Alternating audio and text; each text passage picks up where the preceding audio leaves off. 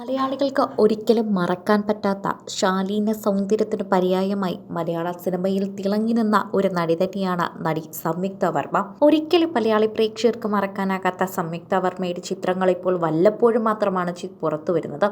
എന്നാൽ പോലും പ്രേക്ഷകർ അത് ഏറ്റെടുക്കാറുണ്ട്. ഇപ്പോൾ അക്കൂട്ടത്തിൽ പുറത്തു വരുന്നത് സംയുക്തയുടെ ഒരു പുത്തൻ വിശേഷമാണ്. സംയുക്ത യോഗ ചെയ്യുന്ന വീഡിയോ പങ്കുവച്ചുകൊണ്ട് പറയുമ്പോൾ സംയുക്തയ്ക്ക് ഇപ്പോൾ പഴയതുപോലെ ചെയ്യാൻ സാധിക്കുന്നില്ല എന്നാണ് പറയുന്നത്. ഇന്ന് വേൾഡ് ഇന്റർനാഷണൽ യോഗ ഡേ ആണ്.